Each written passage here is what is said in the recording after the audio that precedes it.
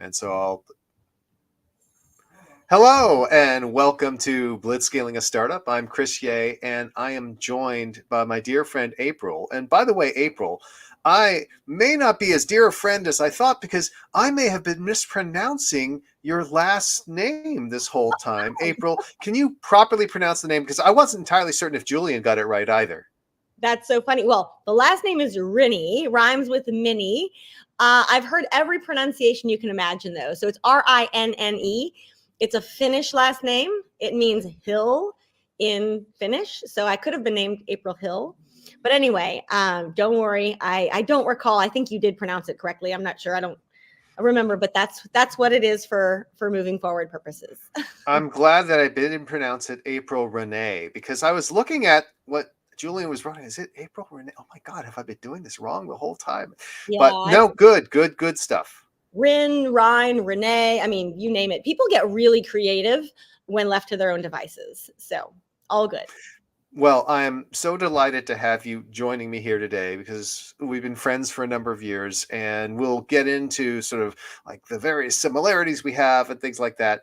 But, I want to do formal introduction. Julian, who is the co-host and producer of the show, likes me to do formal introductions. So I want to mention, of course, leading female futurists in the world.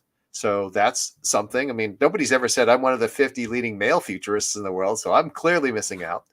You are also a trusted advisor to well-known startups, companies, financial institutions, nonprofits, think tanks worldwide, including the following list of companies: Airbnb, Nike, Intuit, and the World Bank. That sounds pretty impressive. Thank you. A lot of my work is very global in nature. So I'm a very good fit for organizations with global scope and kind of across the board. It's been a really interesting journey. So we're going to spend some time later on talking about the concept of a portfolio career, and I think it's a really important concept. It's something that I have felt throughout my entire life. So I love that somebody finally wrote a book talking about this and laying it all out. And we're going to do that. And by the way, you can find links to April's book and her other work at blitzscaling.fm/books. We have that on the Blitzscaling a Startup website now. And of course, there'll be links in the show notes that you can use to go to all these things. But before we get started on that topic, one of the things that I always want people to do is to get to know folks a little bit better. And I think that, you have lived this fascinating life, and you had a whole career before you became a world leading futurist, where you were a global adventure guide, sort of like a Lara Croft with fewer gunfights. So tell me and tell the audience specifically a little bit about that and how that still affects how you live your life today.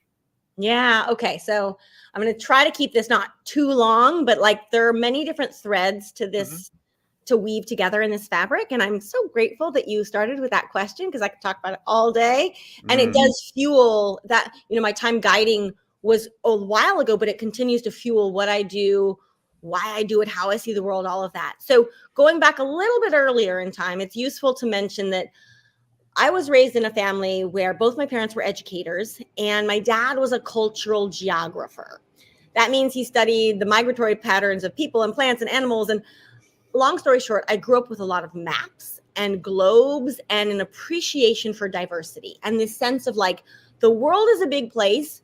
Go out and explore it. We will never get in your way. My parents were teachers, so it's we're not going to pay for you to go do this, but we think it's important for you to understand your place in the world, just from the perspective of how many amazing humans there are out there and how much depth and diversity of wisdom, etc. And it was also a household where it was taken for granted. I took it for granted back then. I don't anymore. This sense of every human on the planet has equal worth, equal dignity, equal right to be here, equal right to an education. Not everyone gets it, but everyone has that right. And so from a career perspective, it was always whatever you do, the fact that you're a girl and got to get an education makes you really lucky. And as a result of that great privilege, you have a responsibility to give back. And so a career of service, and they were always we're not going to tell you what you have to do. You can serve in lots of different ways. You can be a teacher, a doctor, an environmentalist, whatever. but just never think that your career is about you. So I want to give that backdrop because it relates a lot to how I got into guiding and how I started to realize that I deeply, deeply wanted a career of service to the greater humanity, but also I didn't know a lot about the world. I mean, I had this quest and this curiosity, but like, how was I going to figure out that how the rest of the world lives when all I, you can do it through books and you can do it through TV, but like I wanted to have that immersion. And basically guiding, which is what I did after college and before grad school, was my entry into that world. And it gave me, I always joke, it gave me enough income, not to raise a family or pay a mortgage or, frankly, live a normal life in the US, which is a pretty expensive country to live in, but it gave me ample income to travel the rest of the year. And so what I did for almost 4 years, I also had a Fulbright fellowship along the way, but almost 4 years, I spent half the year. It's important to mention that too. That's minor detail, but important to mention. I bring that up because that got me, the Fulbright is what I had immediately after graduation. But what was nice is that was enough to break the otherwise linear path that one is expected to go on. It was like, I got this year that is paid for where I'm going to do research and I'm going to, reflect on where I've been, where I'm heading. And at the end, I was like, I was supposed to go do my PhD. And I was like, no. And this is, respect for the university, respect for myself, but that sense of I am going because it's what society thinks I'm supposed to do, not because I am ready for it, not because I want to commit 6 years of my life to this. And so not surprisingly, I had relatives saying, great, you're not going to go do this. Like, what are you going to do? What is your plan B? And I still remember I was like 22 and I was like, my plan is not to have a plan. And of course, everyone then melts down. But the key being, I knew I wanted further education. I knew I was committed to a career. I knew I had to be self-sufficient. That was never a question I was ever able to ask otherwise. And this sense, though, of before I go and specialize in something, I need to I need to kind of get out in the world a bit. And you can parlay this more broadly into getting broader life experience before spending a bunch of money on a graduate education. And so I guided it's a Canadian company, family owned and led. They still exist. They're not the biggest, but they're really high end, high quality. And so I was paid to ride my bicycle through vineyards and to translate wine tastings and to help people get from point A to point B without making sure that, so food and wine were a big part of these trips. And I had to make sure that people could ride their bicycles without drinking too much along the way. It was everything. And it was repairing tires and fixing walking sticks. And it was this joy. What's interesting, and I'll wrap up shortly, so many people, including people who loved me and cared for me and mentors and professors, but they were like, what are you doing? Your career is going to implode. This looks like you're just trying to escape something, or you're a dilettante, or we're not sure, but this does not look normal. And it forced me to get really clear on my values and my priorities. And if my goal was to go make a bunch of money, then no, I shouldn't have done this. But my goal was, I couldn't just, do this. I couldn't take on debt to do this. It was like, I'm going to do this because no one knows how long we have. And I think this is going to bring a different side of me forth for the world for the rest of my life. And I still say that job taught me more than any graduate degree, than any job, than any role. And it was so fun. Best job I've ever had, even to this day. I mean, I've been self-employed, independent professionally, so I don't count that as a job that someone else gave me. So I love what I do now. But in terms of a job, best job ever. And I like to encourage others, find out what that nugget of curiosity and passion and joy is for you, and make it maybe not what you do full time, but a piece of your portfolio. And so that too is when that seed, I wouldn't have called it a portfolio back then, but that time guiding continues not just to fuel me, but the skills I learned doing that, I continue to use every single day, even though I haven't guided for, 20 plus years. Well, you haven't guided people in terms of, traipsing through vineyards and repairing bicycles, but I would argue you are still guiding people on a daily basis. That's your profession. Yes. And it's funny because even in my work on change and uncertainty and flux, I talk a lot about our orientation towards change. And one of the metaphors I use most often is a compass, right? And that sense of how do you orient yourself? How do you position yourself around the unknown? And you can think of that personally, professionally, organizationally, societally these days. And so I do call myself still a guide, but a guide through the unknown, a guide to the future, not trying to predict it, but like trying to figure out what is on the horizon, and how do I fit into it, and how can I be most prepared, and how can I help others be prepared, and how can I, help just leave the world a little bit of a brighter, kinder, wiser place. Yeah. And it looks like, your words are resonating with the audience, because we have a question that just came in from Melissa, who's one of our loyal listeners. I just saw her yesterday when I interviewed our other mutual friend, Nancy Duarte. And Melissa asked, are there professional benefits to exploring the world like you did? And that's for you in particular, but we can also answer it in general. I mean, I would say from my own experience, seeing other parts of the world, understanding there are different ways to live is really mind expanding, in the sense that you understand, hey, all of this is a construct. All of this is something that we humans have collectively decided on. And you can do it in a different way than you've always seen. You are so right, Chris. Spot on. And thank you, Melissa, for your question. It's a wonderful one. And yes, 1,000%. So not only from the what I do, but I'm coming to realize more and more. And so just to put this in perspective, and I don't always share this, but I think in this setting, it makes sense. It wasn't my goal to go visit every country on earth kind of thing. Some people have that goal, but over time, I never counted the countries I went to. I just explored and was invited to go do this and go do that and guide a trip here and travel there.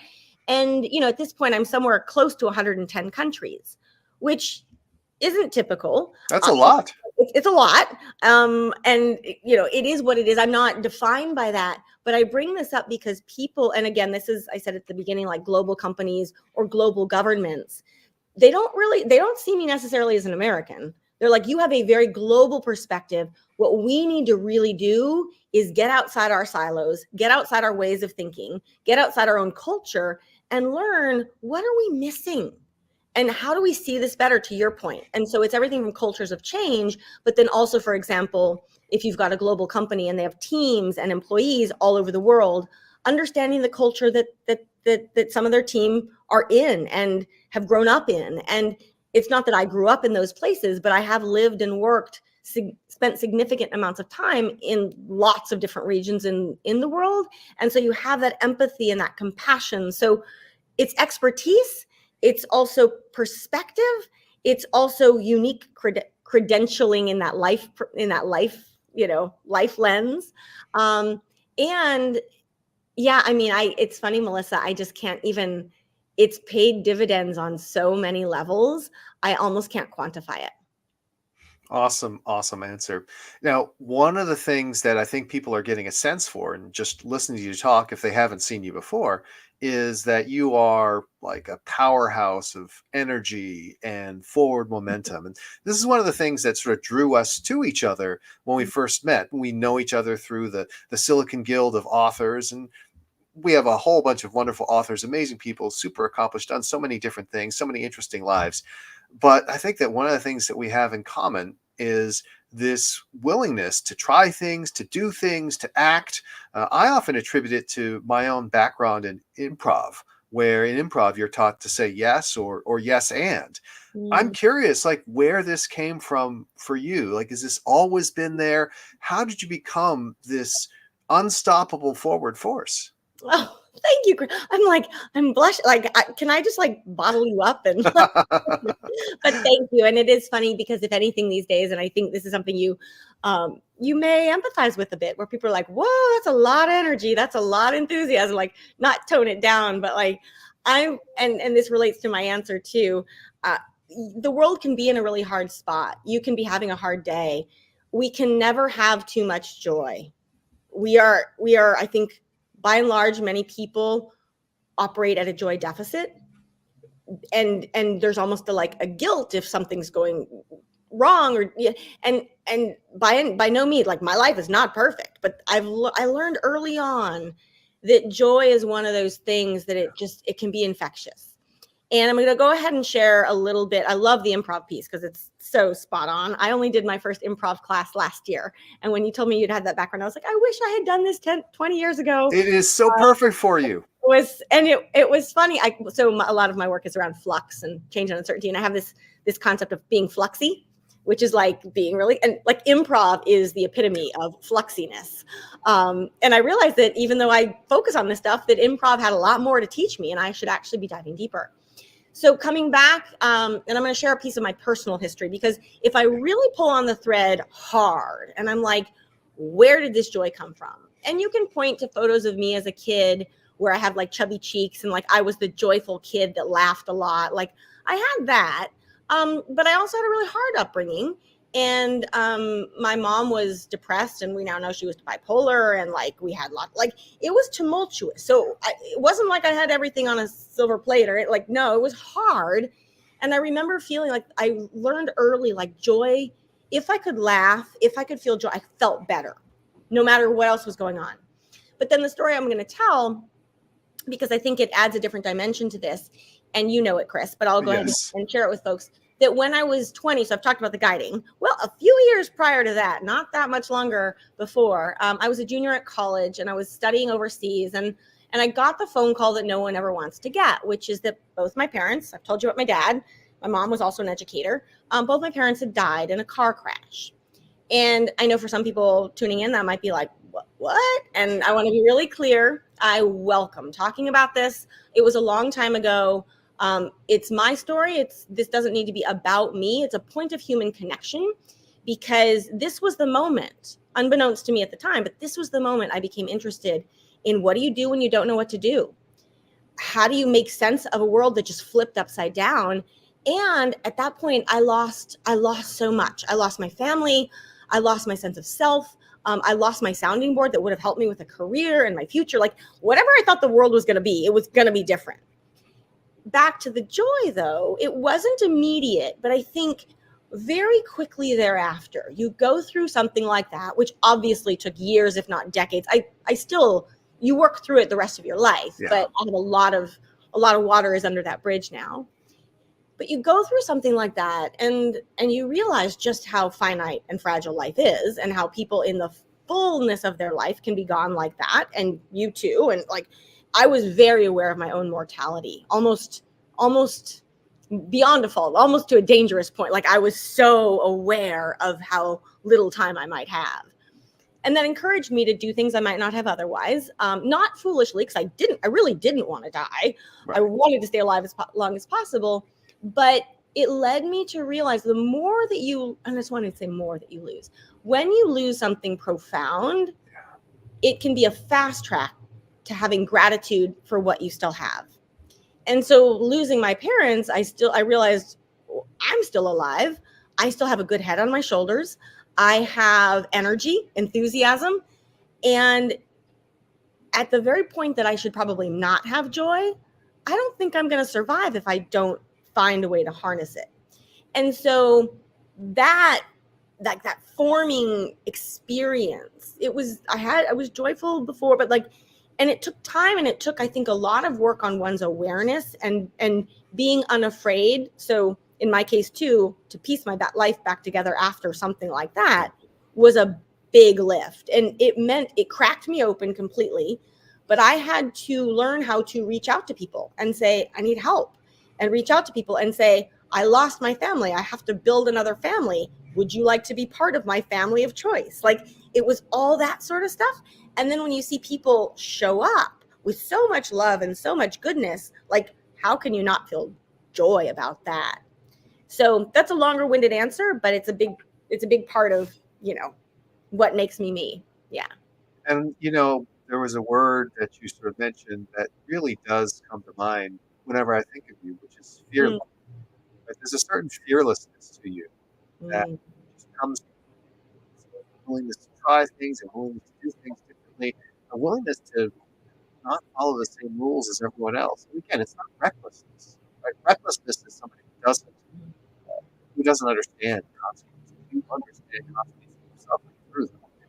It is the willingness to push beyond that and say, I'm making a choice, and I'm going to make a choice that's right for me, and other people may choose differently. That's fine. I'm making this choice for myself. Mm. Thank you, Chris. And I think that point about like, I will never, ever, ever judge what is best for someone else. I have no way to know. And I would never profess to know better than someone else for what's best for what they need. It's interesting. There are a couple different layers because you're right. So on the one hand, there's a big difference between being fearless and reckless. There's also a big difference between taking a risk that's like, frankly, what's the worst that's going to happen, and doing something outright stupid. And I think, in terms of whether it's life and limb, whether it's something where like, be careful, like don't do something that's going to like, bet the house? Like, no. You look at this, but what it led me to do, and I do think that losing my parents played a significant, not the only role, but a significant role in which I lost my parents and I was left going, okay, I still have a head on my shoulders. I'm healthy. I'm curious. I really do care about this international, like, how does the world work and how can I serve and all of that. And I was like, and I wouldn't say this everywhere, but I was also like, and I just lost any parental accountability. So if there's something I think I want to do, I have to find a way to make this happen because I don't have a backstop. Yeah. And so I can't do something stupid or foolish. I don't have that choice. But if I think it matters, there is no one who can tell me no. And what it led to, I mean, there are people who could try to tell me no, but at the end of the day, there was no one who could like literally hold me back.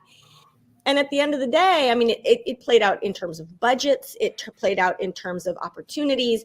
And I realized little by little how so many of us, and myself included, but we're living in like these little silos, cages, boxes, defined largely by society that say you can and can't do this.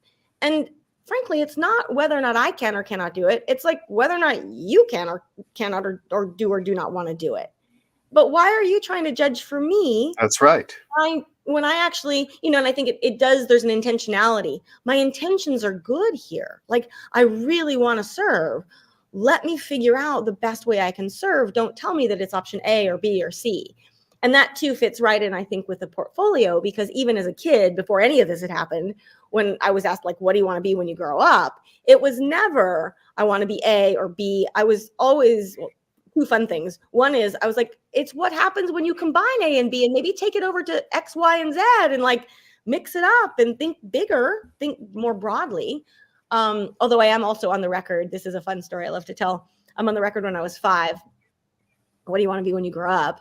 Cultural geographer dad, who was my best friend, right? And so I say, I am not getting married. I am not having children. I am riding horses in Mongolia. And they're like, okay, this is going to be interesting. Not sure how this is going to go, but the big surprise, this is more on the personal stuff, is that the big surprise for me was that I actually did get married. And as you know, I'm happily married, and my husband and I, we rode horses in Mongolia together. I was going to say, I imagine at some point in time you did end up riding those horses in Mongolia, knowing you. Yeah, we did, and my husband did, who knew as well. And that snapshot like seared in my memory. But you do kind of see the early seeds of a portfolioist approach being planted. But again, back then we didn't have the language, and it was so stigmatized, far more so. It still is to some degree in some sectors today, but far, far less than it has been in recent past. Well, I think it's a lot because it's just easy for people to be able to use the labels they're used to. Mm-hmm. And they don't want to have to deal with complexity, nuance, things that they'd rather not deal with. They'd rather just not have to think about it. And, a portfolio career requires people to think, which makes it sometimes a little more difficult to get other people to accept it, but is also one of the reasons why it's so fulfilling, because it's something that's thought out. Yeah, well, and we can come back to this. I think it's a really good fit for the blitzscaling community. This idea of, if you would prefer to live your life having other people to tell you what to do, probably not your jam. Just get a job, climb the ladder as far as you can, or whatever it may be, right? That in terms of the metaphor. But if you really want to craft and curate something that is uniquely you, that brings your best to the fore in different ways, and that evolves over time, and I think the hook is, you create it, It is yours forever. No one can ever fire you from it. No one can ever lay you off from it.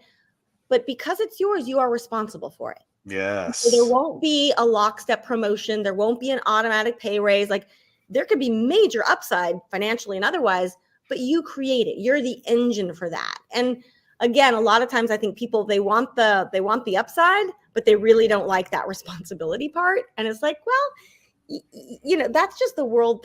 That's just the reality of life. But yeah, it's fascinating because I will tell you, and again, I also like to be really clear, and I think we might talk a little bit about this.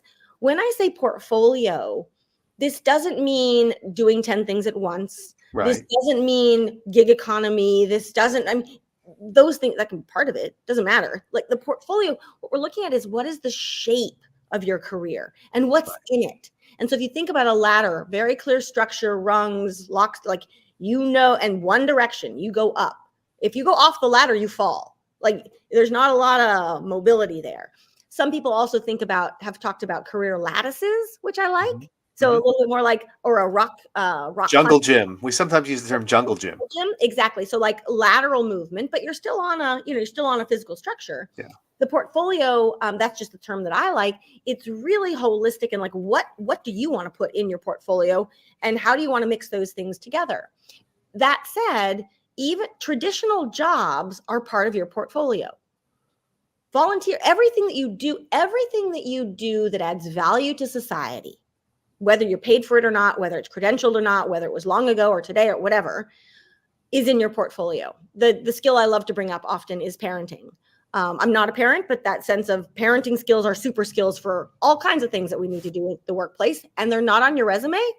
That makes no sense to me. But all of this is together. And so my background, I spent years as a guide. I spent some years as a lawyer. I spent years in global development. Like, I've had traditional jobs that are in my portfolio. And I love it's a story I continue to pull out from time to time. I was a lawyer. We want to talk about like ladder mentality, old school structures. I'm a lawyer and I'm practicing at law firms, and I did that in London and I did that in San Francisco. But at the same time, I was teaching and I was doing these other things. And I had people say like, this is like, you're never going to make partner. And I was like, well, that's good, because that's not my goal. Like, just to say. But I also said, like, you don't see any other way of working that like one would only, for them it was like billable hours, like that was all they saw. And they gave me the hardest time about it. And about 10 years later, and I won't name names, but I was at a law firm. And about 10 years later, the very same people came back to me. One of them had made partner, the other one hadn't. Both of them were pretty miserable. Yes. And they were like, so how do we do what you did? Like, the same people. And I felt very, I don't want to say validated, but it was a day in which I thought people are starting to get what this portfolio could mean, and that different things in your portfolio can bring you alive and fuel and power and feed you, nourish you in different ways that allow you to bring that full self to the fore. And part of it is, again, I think the reason why people are often, it's hard to say, it's not that they're negative about it, it's just that they view it with a lot of skepticism, is because inherently knowing that there's a different way to do things means they have to question whether their way is best. If their entire world is just more billable hours, climb the ladder, make partner, then they don't have to question whether or not they're choosing to do the right thing with their life. But as your story describes and indicates, look, you can achieve that goal. You can make partner, right? That was that person who made partner. They achieved that thing they always thought they wanted to do. And at that point, they're like, hey, wait a minute. Actually, I don't feel happy with this at all. And I thought I would feel happy. And now I'm here and I don't feel happy. Oh, crap. I've bought into this whole ladder metaphor, and I've devoted my life to something that it turns out doesn't actually work, or doesn't work for me. And that's why it's so important that people learn about this concept early in their career. Understand that there are alternatives to just following the same ladders that seem safe, but don't necessarily bring that fulfillment. Oh, Chris, you're speaking to the choir here, but I'm like, you said that so beautifully. Yes, yes, yes. And a couple just I don't know which direction we want to go. I'm like, you sparked something about like, take it your way, whatever. Happiness. Well, I want to come back to like, what do we need when we say happiness? Because I've actually unexpectedly done a lot of work. I'm not a happiness expert per se, but we can come back to my Finnish roots and the fact that Finland is the happiest country. And over the last year and a half, I've actually done a lot of work on what happiness means in a world of constant change and unknowns. And it's all with our ability to find and maintain happiness is fundamentally linked to our ability to navigate the unknown. And it's fascinating because you can be happy and then you become unhappy. Why? Something changed, and vice versa.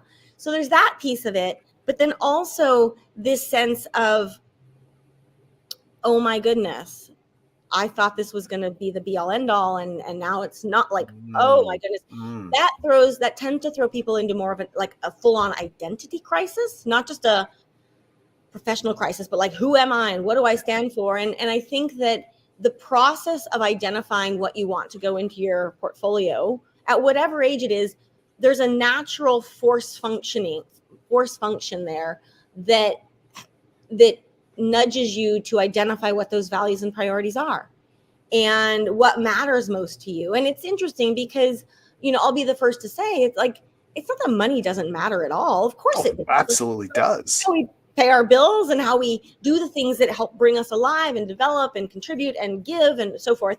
But this sense of, if you are defining yourself by your salary, and if, for example, that salary must increase. I've had lots of conversations about this recently. People who are sick of their jobs, they want to lateral out, but they're like, but I won't be able to make as much as I was before. I was like, if that's the question that's going to be the defining metric, you've lost the plot. Now, there's a difference between, can you pay your bills? Can you care for your family? I get it. And that is a constraint for sure. But this sense of, if I am earning less, I am somehow regressing in my career. I'm like, that is the antithetical to a portfolio approach. Now, the nice thing is you find that when you do curate your portfolio well, for many people, and again, this is observation and research, it's my own experience too, but this is not an N of one. This is in general. People who have portfolios do tend to have more sources and streams of income. And they actually end up doing really, really, really well, like sometimes shockingly better than they would in a traditional job, because they not only do they own what they've made, but they feel like they are pouring their best selves into it. And so, and that comfort though, with like, it doesn't mean that it's always linear up. There's no guarantee of that. But if you pour yourself in, it's funny. It's like manifesting. And I don't want to go too woo-woo here, but like, if you really start studying the science, like manifesting what you are meant to do, the money and those traditional trappings, not only do they take care of themselves, but they often like exceed what you would imagine you could do. Yeah, and one of the things that struck me as you were speaking and describing it is just the close tie between these two core insights that you have about Flux and the portfolio career. So to me, what ties it together is that so many people go through this world and they fear change.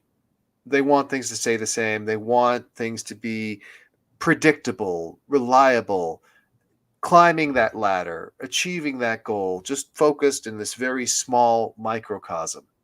And so they do everything they can to shut out the rest of the world, to shut out those hints that, in fact, things change all the time and nothing is as certain as you think it is. And that becomes a source of fear for them.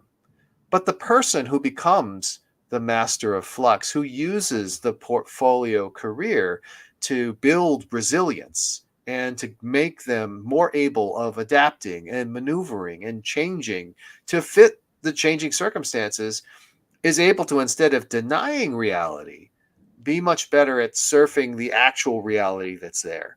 And there is where the happiness and fulfillment and success comes from, because ultimately the mechanism at work is that you are closer to what's actually happening. You are working with the forces of the world instead of trying desperately to hold them back, like, the boy putting his finger into the dike or what have you. And that way you combine Flux and the portfolio career. I'm just beaming, Chris. I don't have anything. I'm like, I don't have anything to add to that. It's rare. I'm like, yes, that's it. And I think particularly the way that you translate it for this community is just beautiful, spot on. And this idea though that, and we might be able to apply this. This is it's a tangent, but I reckon it'll be interesting, or we can debate it. But interesting for some members of your community.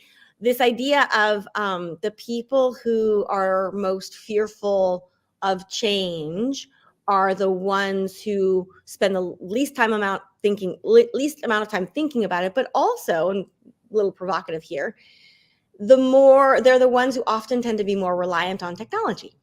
And what I mean by that is like, something changed. Give me the app. I will solve it. I want to outsource how I solve a change. And I can even, not just technology. I had a conversation this morning with folks who are folks in the change management field, which is terrific. Change management is a useful tool, and it's also totally outdated for the world we live in today, because even like you've got 6 steps and at the end you will have implemented this change. It's like, woof. And what about a world in flux? It kind of blows the model apart. With this wonderful conversation. So not just technology, but a lot of give me the 6 steps, the 10 steps, the checklist. Yeah. I will know I'm done and I have succeeded and I am through. That is not the world that we live in. And what's fascinating though is there's a correlation. I can't say causation, but there's a correlation between the people who really who spend a lot of their time on devices with technology in that world. And they're good at things like traffic change. I have to find another way to get, from A to B, or menu change. I need to do something, those sorts of things, fine.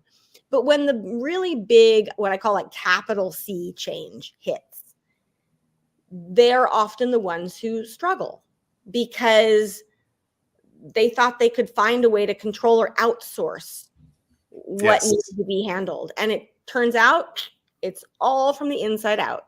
And if you haven't done that inner, and again, it doesn't have to be woo and it doesn't have to be therapy, but self-awareness and a clear understanding and a groundedness and rootedness, back to orientation, like a rootedness in what you stand for and a rootedness in the values and the principles that make you, that's where this all begins.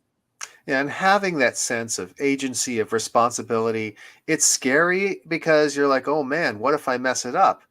But then the corollary to that is, well, if I outsource all of that responsibility and agency to someone else, why the hell do I think they're better at knowing what's good for me than I am? Yeah. And I was going to, 2 things there. One, if you follow this approach, and again, so much of it is about the inner alignment and integrity. If you do that, you cannot mess it up. I feel like you cannot mess it up. That doesn't mean that you won't make a mistake from time to time, or you cannot mess up your life if that's how you approach it. It just doesn't work that way. And another helpful framing that I've found works for me, and I've shared it with others, and they seem to like it. I'll share it here, is the sense of and again, I know that I did some of this before my parents died, but after that, it was just like things became etched in my mind much more permanently and much more vividly. And questions that I will often ask myself is like, I don't know what to do. Like, people assume because I've written a book called Flux that I'm some master of all. I'm exhibit A. Okay. I'm much better than I was 5 or 10 years ago, but these are practices. This is a lifetime journey. We can all improve every single day. And I have improved a lot, but I'm still, there are still things I can work on. This sense though of, if I'm not sure what to do, I will often ask myself, will I regret doing this? I'm like, maybe, nothing is for sure. We don't know. But then, will I regret not trying? And it's interesting because it's that second question that more and more, it comes through me like a shot of lightning when I know, and it's just like, absolutely. And so then I'm like, I think I know my answer. And it doesn't mean, I always give myself, try something. Don't say anything's forever, because it's not. Try something for a month or 3 months or a year. And if you don't like, then you can do something else. That's the beauty of change. It doesn't have to be permanent. Exactly. And even when you think it is, it's not, because the world, something else will change, and you will have these great intentions, and then other kinds of changes will be thrust upon you, and you don't have. It's fascinating. We have far less choice about a lot of what happens in the world than I think a lot of people thought was the case 5 years ago, right? Like the last 4 or 5 years, it's really the sense of like, we really don't control that much in the external world. Yes. What I think and where I'm really more and more of my work is focused in this kind of energy, if you will. We actually control so much more of our inner well-being and our inner agency than the world and others have, for the most part, ever told us. Yeah. And so I think I've seen a magnification of the external stuff. Like, make plans, have strategies, that's fine. But don't assume that you're going to ever button that piece down, that anyone will. But take a look at what are the inner narratives, assumptions, expectations. Where did those come from? Because oftentimes for a lot of people, they didn't come from themselves. They were sort of absorbed by society, and then we like took them on as like for granted without ever questioning them. And then you realize, oh my Lord, I actually have a lot more say over things I can do and decisions I can make and how I can show up in the world, and focus on that. And it'll get you a lot further. Again, personally, professionally, you name it. Now, before we close things out, because I know that we are going to run out of time relatively soon, I want to touch on one other topic that we've danced around a little bit, but I think is really worth digging into. And I did this yesterday with Nancy Duarte as well. So you guys are amazing, badass, inspirational women. But part of it is also having an amazing, badass, inspirational life partner, somebody who has helped you go through this world the way that you have. And having had the pleasure of meeting Jerry and striking up a bromance, as you and my wife Alicia like to say about the two of us, talk about what has happened in your life since you and Jerry got together, rode horses on Mongolia and what have you. What role does having a life partner play in the things you do? It's funny. I'm like, gosh, if there's any part of this conversation where I might tear up. Some people would say, oh, talking about your parents. I'm like, it's probably talking about Jerry. And I love that I actually shared earlier, I spent most of my life thinking I was not going to get married. That was not my intention. That was not my goal. That was not my plan. No marriage, no kids. And then this person drops into my lap. Fun story there, which for another day, but I was not interested in dating anybody. And it was very not at all. Drops into my lap. Found him really intriguing. And 10 days later, 5 of which he was on a business trip, 10 days from the first time we met, with me having no interest in dating and being so off the market, if you will, that we were asking ourselves, what are you going to do for the rest of your life? And I bring this up like openness to, you want to talk about openness to change? Yes. Probably tell a story in that regard. But Jerry, so my husband, is also kind of sort of known as a futurist of a different ilk. He's more looking at the technology side of things and also philosophy and like human relationships and how we engage with technology. But he is, from the moment I saw him, the moment I had a chance to have meaningful conversations with him, and I would say this whether or not I was married to him, I feel very lucky that he saw, well, it was funny, what he saw in me first was joy, which is fascinating. I did not know that. And that's how apparently I was introduced to him. I did not know that either. I'm amazed and stunned and delighted that he was interested in me. But Jerry's ability to show up so fully for others and frankly to define almost to a fault, again, lots of upsides and some challenges to this, but he shows up, he defines so much of his life purpose and legacy through what he can help others achieve. It is not him. He is this vector for goodness in others. And I've never seen that degree of, and I say selflessness, but just a whole embrace of the collective and the ability to nurture community. I worry, community management, online community, like that's its own little vocabulary, but like true, meaningful, lifelong community, collective, helping people be their best selves. He's got it in droves. And I had never experienced anything quite like it until I got to attend some of his retreats and things that he would host and whatnot. And you see that. And then the other piece of Jerry, which I think is, it's a lesson that almost everyone can learn from. for some reason, and you know, I mean, he's not young. He has the curiosity of a 5-year-old. Yes. And I think one of the things that you and he share, you have this curiosity. You didn't lose it. School didn't stamp it out of you. You have it. You relish it. You acknowledge it. You share it. You follow it. And waking up next to somebody who, like, every day, even during the pandemic, is like, today is the most amazing day to be alive. This is a gift. There are big problems in the world. We got to go solve them. We're going to do it together. Like, let's go. And it's not naive, and it's not like kumbaya. It's really serious. But waking up next to that every single day, there have been phases where I'm like, Jerry, like I give it a rest. And it's he is. And then I'm like, my goodness, I am so grateful to get to have this kind of mojo next to me than, you know, being down in the doldrums and so forth. So yeah, and I will say we joke often, even like every day these days, I think. He's not perfect. I'm not perfect. Like, we both have our challenges and our hangups and whatever. But we do joke, we were both, I think, pretty fully formed individuals when we met, in terms of, like, we weren't looking for the other person to complete us. We didn't need to be married. We weren't in that. It was okay either way. But the running joke is that between the two of us today, we make one pretty neat human. Actually, we fill in each other's gaps, and we help each other. We know what our strengths are and our challenges, and we really try to support each other, particularly with the challenges. And that is one of the reasons why I asked that question, because it is such a special relationship to witness. Now, you are a true professional. You are so good on everything you do. It's one of the things I appreciate, because I'm a big fan of the craft. And you know that when it comes to podcast guest appearances, part of the craft is to make sure that we appropriately plug as many things as possible at the end. So we have reached that point in the interview process. Of course, I can always pause here in case there was something I didn't ask about that you really wanted to say, but usually the pros can work it into the plug as well. People have no doubt had this time. They've listened to you. They're like, oh my God, April Rinne is amazing. I want to learn more about her. I want to spend more time with her.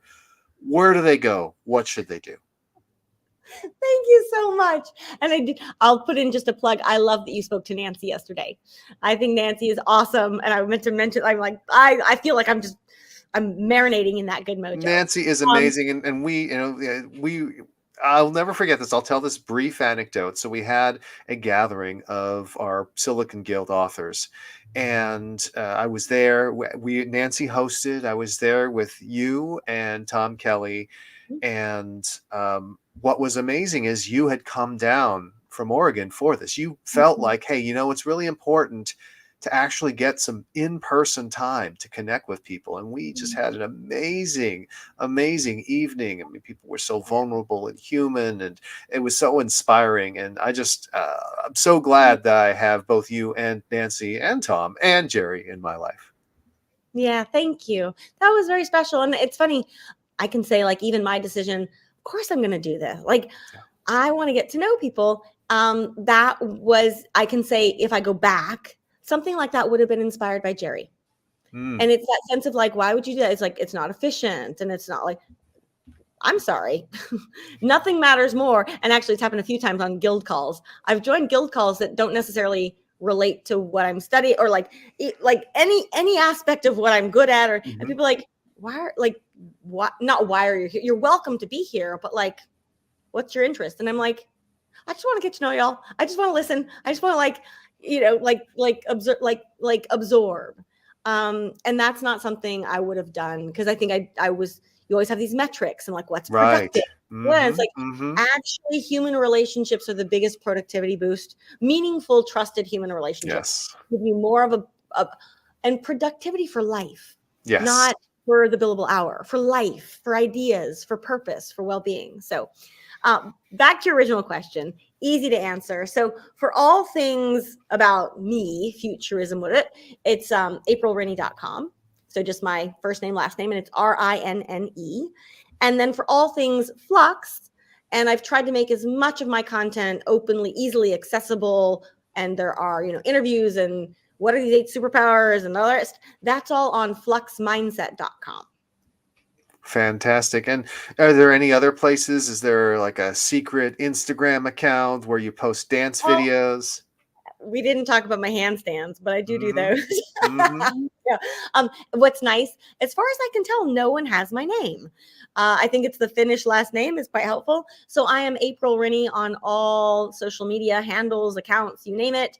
And I am on Instagram, and I do post handstands there. That is a whole other story, fun story.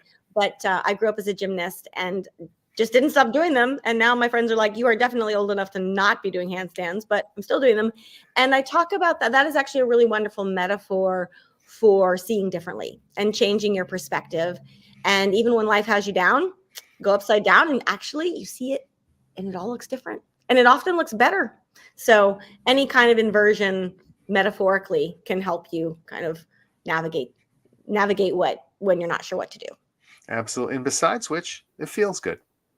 It feels, and it's, I think you know this, it's related to greater mental acuity, longevity. They even note, and again, not just handstands, but any kind of inversion. So headstand, handstand, but touching your toes, anything that reverses the course of blood to your brain and oxygen to your brain is linked with greater happiness. It's fascinating. When you Well, get into I'm glad that I can't say that I touched my toes because I'm not that flexible, but I'm glad I do that stretch on a daily basis then, because it feels like all right, I've got scientific basis for my habits. You do. We could put that link in the resources as well. There's a wonderful New York Times article. When life has you down, do a handstand. But again, it's not about the handstand, and it's not about touching your toes. Any kind of inversion. And this is going way off field. But the fact that you can't touch your toes, it's so funny. It all relates to how you're like some people can, some people can't, because we all have different lengths of arms and Hmm. legs. And Hmm. what is it? Short-waisted people will never be able to touch their toes, and long-waisted people can like have their hands like running on the floor because they have a much greater proportion to bend down. Go figure. Exactly. Very good. Anyway, Well, April, we are sadly out of time. I'm watching the clock tick down. We've got like 1 minute left. I am so grateful for you to come on to share so much of yourself. Is there any last thought, anything at all you'd like to share with folks before we go? Most of all, I just want to share gratitude for you and joy for you and for this community, and like pour it on a little bit more because we can't have enough. And you have been stellar in this conversation and everything that led up to it. So thank you, thank you, thank you. Well, likewise, thank you for coming on. And thank you, everyone in the audience, for being a part of Blitzscaling a Startup. We are always grateful for the fact you guys came in, you participated, you listened carefully, and of course, go out and spread the word. Make sure people know where to find more about April Rinne and about this podcast. And with that, I am Chris Ye on behalf of my co host, Julian Newman, waiting in the background on behalf of April Rinne, on behalf of the entire team that brings you Blitzscaling a Startup. Thank you so very much, and we will look forward to having you join us again soon.